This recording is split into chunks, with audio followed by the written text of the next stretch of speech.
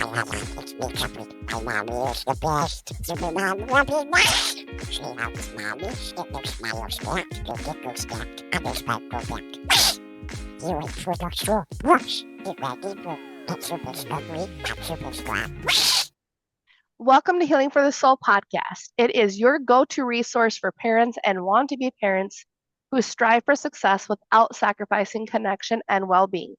Each episode delivers actionable strategies and inspiring insights to help you build emotional intelligence and resilience for yourself and your family, strengthen relationships with yourself, with your partner, and your children, master parenting as an entrepreneur even while raising young children, discover life and parenting hacks that simplify your journey, explore hypnosis and other healing modalities for a deeper transformation. This podcast isn't just about parenting and fertility journey, it's about creating harmony, wealth, and alignment in every area of life. And this is season 6, and I am your host, Supermom Robin Stoltman. And if you are ever looking for a virtual assistant, I highly recommend Sphere Rocket to delegate any business related tasks like grow your social medias, book appointments, and much more that all businesses require, boosting your sales, productivity, and much more. The link to Sphere Rocket is at the bottom of this episode, and this is season 6. And now today I have my guest, Anil Gupta, internationally known as the Love Doctor. He helps singles, couples, and families overcome struggles and issues in relationships in a rapid and powerful manner with proven results, enabling them to live richer, fuller lives filled with love. He has helped countless people in 18 countries overcome adversities, leading them to experience life in a whole new dimension. Anil is a double best-selling international author and TEDx speaker. He is positively impacting large audience across the globes. He has been featured in numerous publications and media outlets, including iHeartRadio, Fox News, Sky TV, Harvard, ABC, NBC, and many more. He has coached celebrities such as Mike Tyson, been a guest speaker with Richard Branson on Nectar Island, and has been invited by heads of state and spiritual leaders, including the Dalai Lama, for private meetings. And today we are talking about how do I overcome all the adversity in my life. Thank you so much, Anil, for being here with our audience. I really appreciate it. Hey, Supermom Robin, thank you for inviting me. I'm honored to be on your show. Well, I am so thankful and honored to have you on this show. I mean, is there more to your background than what I started out with the beginning of the show? There is, but it doesn't really matter because what we're here to do is to provide the audience and the listeners with great content. So, I was suicidal in 2008, and all of that happened afterwards. So no matter what you're going through, no matter what difficulties you're going through, this too shall pass. Then that is powerful. But you said for the suicide in 2008? Yeah, I in a very bad state. I lost everything, the house, the cars, the savings, everything. And it was the best thing that ever happened to me because everything changed. I started serving people. I started giving my time and love to other people. And it's a game changer. And that the secret to living is giving. So in the moment you give your skills, your thoughts, your heart, your love, your time, all the pain and suffering disappears. And that's what we do as parents, isn't it? We're constantly Yeah. giving to our kids. You have a 2-month-old baby, if it poops or pees or is sick over you, you never complain. But if they did that at 21, that's a different feeling. Oh, yeah. Very much different feeling. Yeah. But no, that is very true because, yeah, I don't complain about it at all. I'm just like, got to do it. Yeah, and that's the thing, when our kids are very young, we don't judge them, we don't criticize them, we don't compare them, we don't complain about them, and we have no expectations, and we applaud them no matter what. But as they get older, we have more expectations, more attachments, more rules, more frustrations, and that's what causes the problems around adolescence, and it's so painful. I would agree. Because I'm thinking about my kids, they're still little. Like the oldest is 10 and the youngest is right here at almost 2 months, close enough to 2 months. And there's 8 of them in a row, and I'm just like, the older ones that are a little bit older, like I expect them to do more because I know that they can for themselves. But at the same time, it's having that balance of, okay, this is what I know you're capable of doing because you are older, versus like when they're younger, it's like, okay, there's really no stress. Well, there is stress, but there's not the same amount. Yeah. So give me an example of a chore Yeah, that you want one of the kids to do, and they're not keen on doing it. Give me an example. I can't. My kids do the chores. They Okay. help out. Okay. Because So I've trained them young enough to be like, that's okay, we have to help. My Well, right before we started recording, I was trying to my he's not even 2 years old yet. He's only 19 months. He was trying to help his brother out. It's 2 months old. Like I said, he was trying to help him out.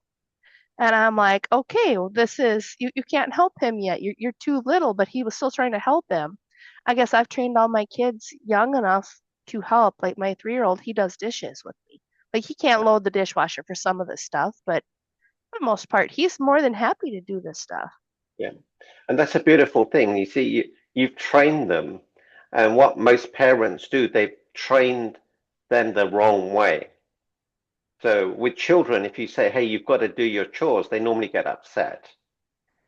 Yeah, Oh, because yeah, no, normal kids, you know. But if you reframed it, say, "Hey, what would you like to do to contribute to the house, to the home, to your home?" Let them choose. That makes it a little bit easier. But the secret is, and exactly what you're doing, train them early so that it becomes second nature. yeah, that's what I've been doing because I know like the one, it's kind of funny in the house because the kids, they'll get mad if another one's doing the other one's job.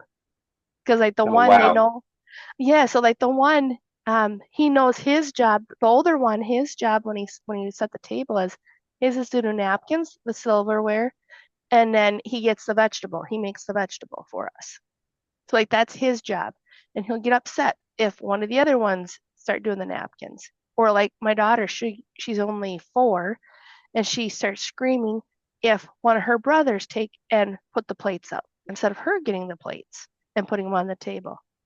So it's kind of funny. The kids do that. And to me, it's normal, but it's like, I wish they would just not fight over who gets to do what and don't take their brooms away. We've had to buy multiple brooms and mops and stuff just so that they all got their own because otherwise they get into fights over who gets to do what. And I'm just like, okay, well, just separate it, make it easier. You just get your own brooms. Like for even outside, we had to do that for them to go clean outside in their fence area. We had to do that. And I was like, it's a problem to get them just to stop fighting over who gets to do what. So that we can absolutely fix that. Yeah. Okay, How so would you fix that? give me a recent example of what? Well, the recent example would be yesterday when they were taking and fighting over who got to serve each other food. They the one wanted to take and I forgot it was potatoes is what we were having, and so they were fighting over who got to serve the other one potatoes on their plates. And then the other one was fighting. Well, they wanted to do the it's not a spatula, but the spoon they wanted to take and they were fighting over that. Like who got to do the spatula for the serving of the plates to go on the plates. Okay, so I would let's role play. You be one of the kids. Okay. Okay. Okay. So name the name and the age.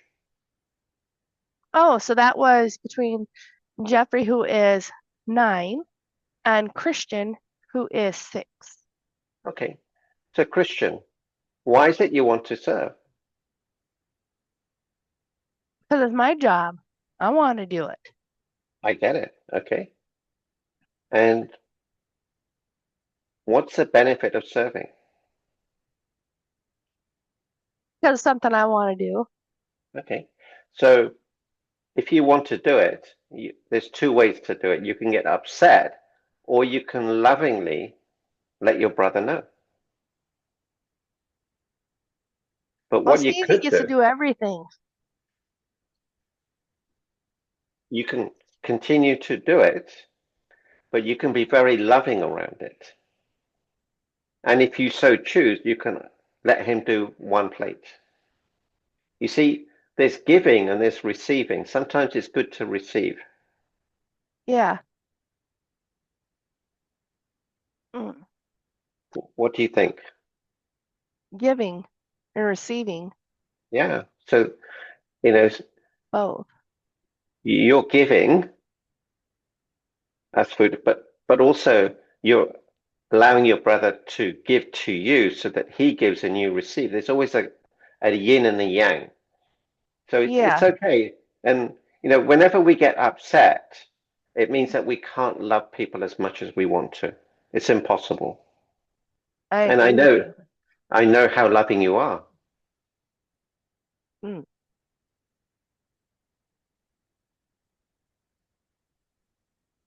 I'll try it that way with them. It's different, isn't it? Yeah, so If it they're gets fighting, they can't love each other in that moment. It's impossible. yeah, and that's where I struggle on that part of it is getting them to understand like we need to help each other. Yeah. But I will try that as far as um helping them realize that they're learning to give and receive instead of helping each other. Because I know that that's where they get the upset the most is because, well, I'm helping, I want to help. And it's like, I'll change that around to see how that works. Because I know, um, like I said, we're so used to helping each other because I've trained them so early. That's just like some of those things do get challenged, but I will try that instead though. So the Yeah. way they're learning how to receive. So And what it's would a you, big, huh? it's a big distinction because when they grow up, they don't want to be give, give, give, give, and then they get worn out. They get burnt out. Well, yeah, that's what it sounded like for you. Did you get burnt out in all that giving that you were doing? Or you're talking about the At opposite? times, then I realized I wasn't giving authentically. I was trying to fix people, help people, but in a way, it was for my benefit too. So, but you've got to learn to receive. It's the law of the universe. If you don't receive, you can't give. And it's a beautiful formula. I agree. I'm working on the not giving as much because I give so much that it's harder for me to receive. Okay, so let me give you an example. Hmm.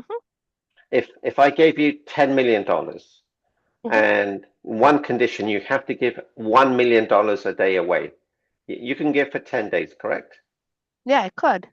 Okay. Now, if someone says, "Hey, Supermom Robin, you've been doing such a great job. I'm going to give you $1 million a day for the rest of your life."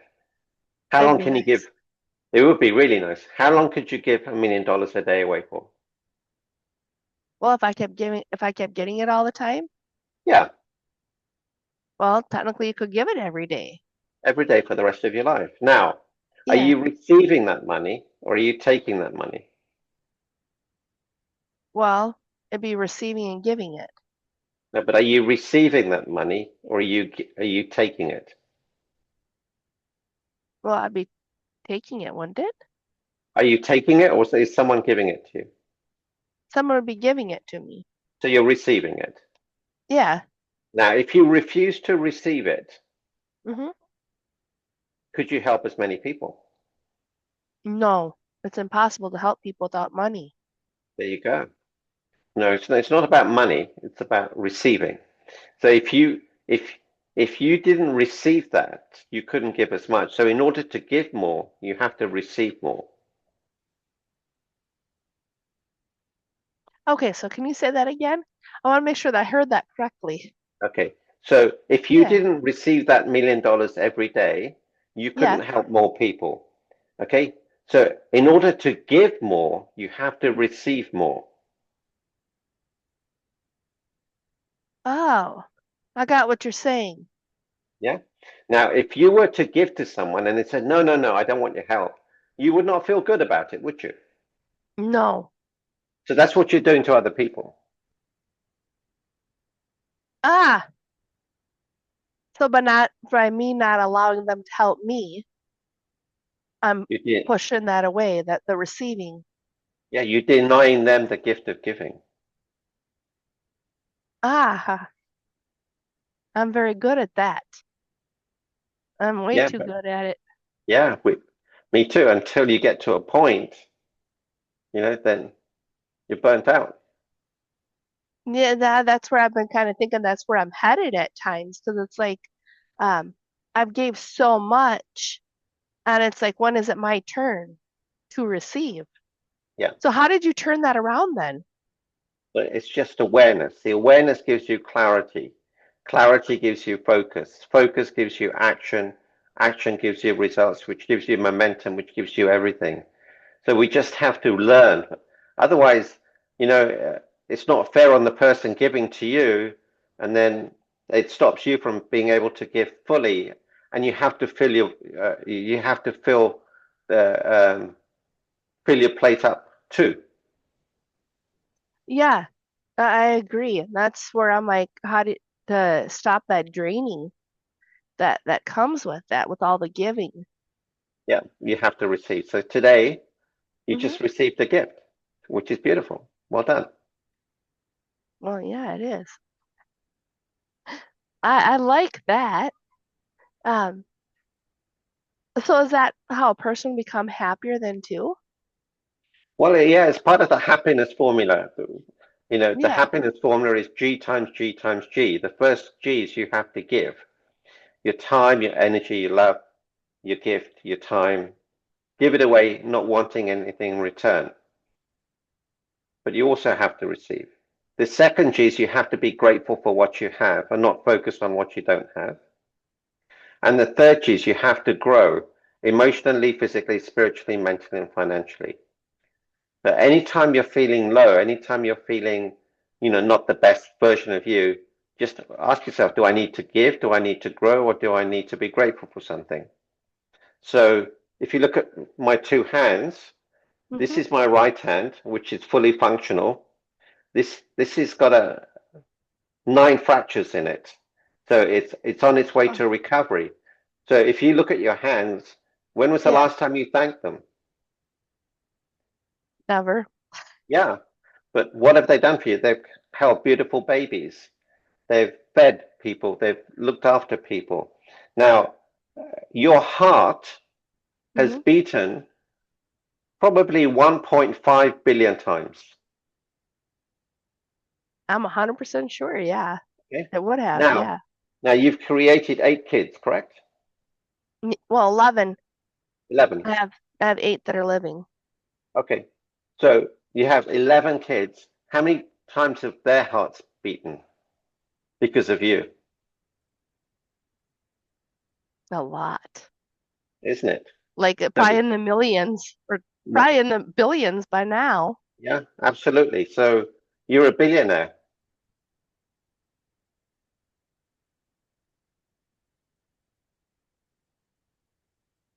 Ah, Think about that.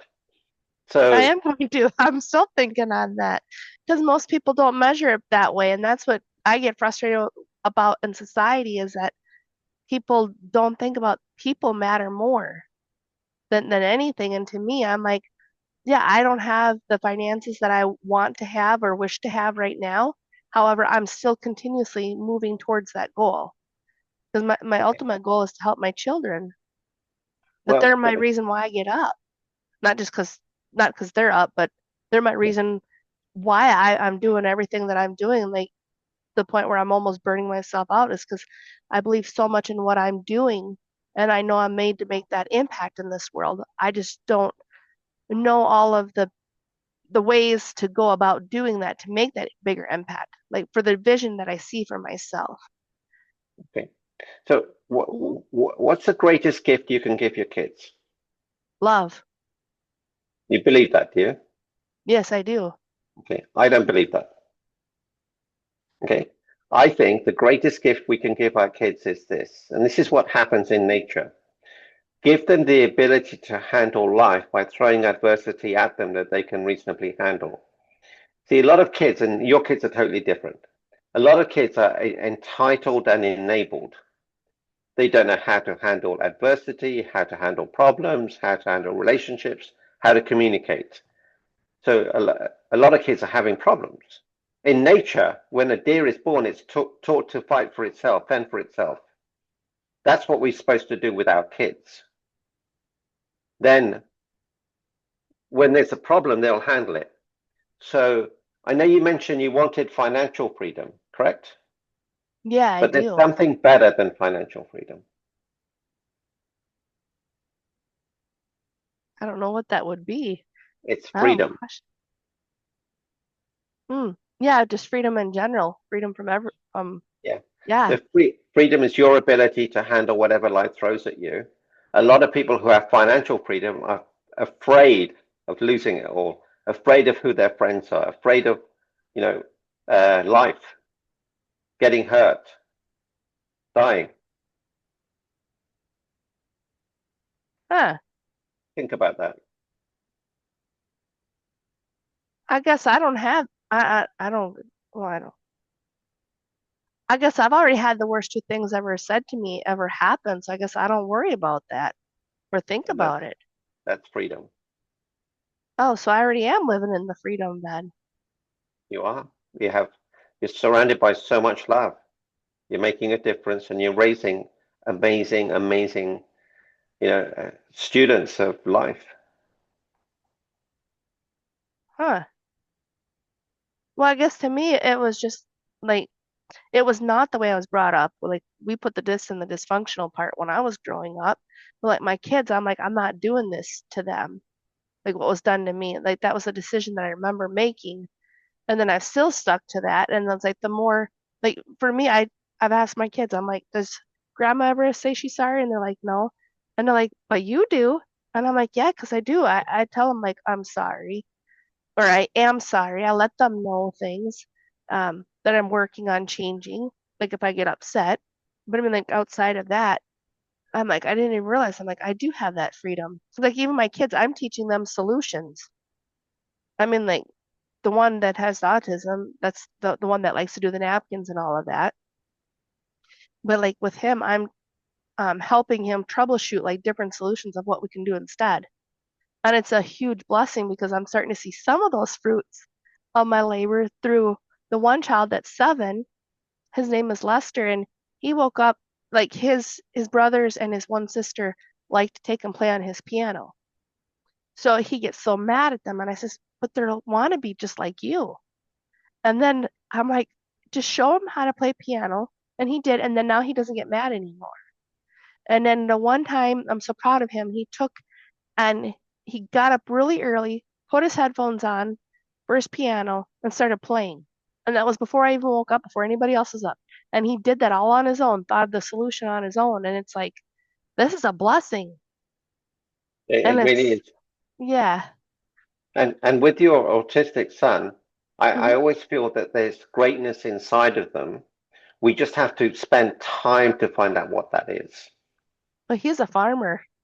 I've been working with him on that one. Like when we have a little garden, and I've told him, I'm like, this is not a garden. I said, this is your 100-acre farm. And I told him like every time we go out there, he has a John Deere. It's a 1970 John Deere pedal tractor with the trailer. And so he goes out there, he'll go pedal out there. And then I always tell him, I'm like, okay, these are your crops. This isn't the garden, but this is your crops. I want you to see it in your mind. Your 100-acre farm. I want you to see all the animals. And I ask him what type of animals he's got out there. But that's what I've been doing is like helping him with his dream. Beautiful, beautiful. That's, And I don't know if that's what you were asking about. yeah, and you see, the biggest mistake parents make is Hmm. this. They expect the child to come into the adult world. And what you're doing is you're going into their world, seeing what they're seeing, feeling what they're feeling, experiencing what they're experiencing. See, most kids, parents will say, when I was your age, I used to do this, this. Kids don't want to hear that. No, they don't.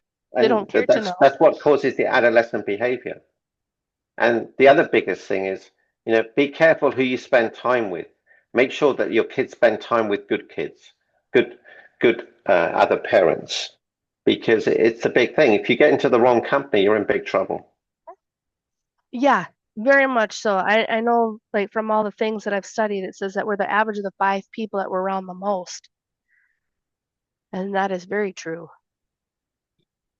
I know I've heard that, but it's really you are the average of the 5 people you are influenced by. It's a True. subtle difference. You can spend 10 minutes a day with this person, but if he has so much influence over you, it could be more powerful than spending 2 hours with someone else. Now that I'm thinking about it, that is true. That is more true by who I'm surrounding, who I'm influenced by.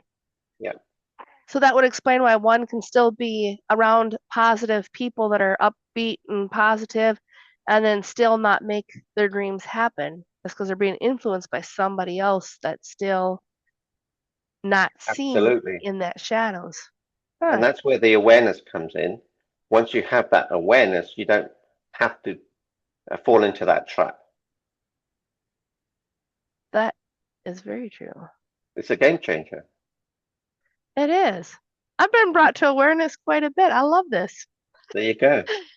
This is amazing. I've really enjoyed this. I'm just saying, like, um, how did you how did you get to the point where you are? Was it that life when you were suicidal, then you changed everything, or was that the life that you had had, where you got to meet like the Dalai Lama and the spiritual leaders and do those things? Was that before that in No, 2008? everything happened after 2008. And, I've been through so many experiences and I started doing events. And when you're doing an event and you're coaching people, you have to be very present and you have to know what you're doing. And a lot of the work I do is intuitive and I just developed it. So it sort of happened for me to me. And I just kept on saying yes. And, people would keep on asking me, hey, would you speak here? Would you do this? I said, yes, yes, yes. So, when you say yes to something, something beautiful can always come out from it. I'm going to work on saying yes more. So how do you know, like, so is that going to also develop that spiritual discernment at the same time of what you're saying yes to? So that when someone asks you, Hmm. do you want to do this? It's very simple. Ask yourself, will this bring me more joy or less joy? If it's more joy, say yes and work it out afterwards. So I I got asked to gotcha. speak in front of 10,000 people. And I thought, oh, that's a bit scary. They said, would it bring me more joy? It would be. So I said yes. Then I worked it out afterwards. It's scary, but when you ask yourself, is this going to bring me more joy or less joy? It makes life easier. I like that. Because now I'm thinking about like my dream that I've seen.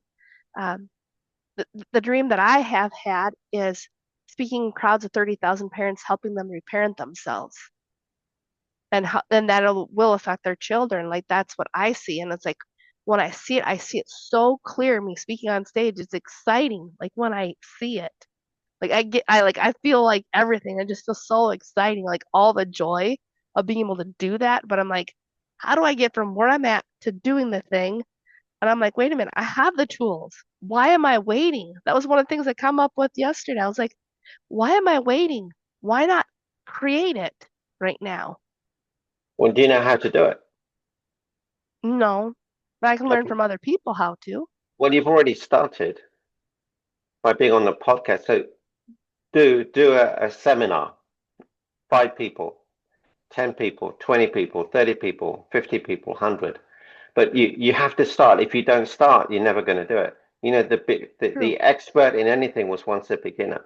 That's how I started. 5 people, 8 people, 10, 20, 50, 100, 200, 500, 10,000. But I would never have been able to do it if I hadn't started. That is very true. Kind So of like, when are you going to start? well, I've started with the podcast. I've started with Toastmasters. Um, Great. I've done a parenting, health, wealth, and wisdom summit. I'm trying to think what else I've spoke. There you go. So you're on the way. Yeah, Yeah, you could do be a host, not a host, but a guest speaker on some of the other podcasts. yeah, that's what I'm Which, working on too. I'm like, yeah, I got to remember to be on other people's shows, not just my own. yeah. So you're doing great, and just keep on saying yes, and magic will happen for you. Yeah, it definitely will. I appreciate this. Like, I got awareness. I was not planning on that. There you go. That's I what I love do. that though. I'm a servant. Yeah, I like that. So, what's the best way for people to get in contact with you? Through my website, which is meetanil.com. I'm I've been put up a lot of resources on there that you can watch, a lot of videos. And if you ever need to reach me, if you're having some issues with your family or with your spouse, there's a way to contact me and we can do a call together to release any baggage, any problems that you may be facing. Awesome. I love that. So, I just want to remind everybody to like, share, comment, and subscribe to Healing from the Soul podcast and keep coming back for more episodes. Thank you, everyone, for your time and your energy while listening to today's episode of Healing from the Soul podcast. Thanks, everyone.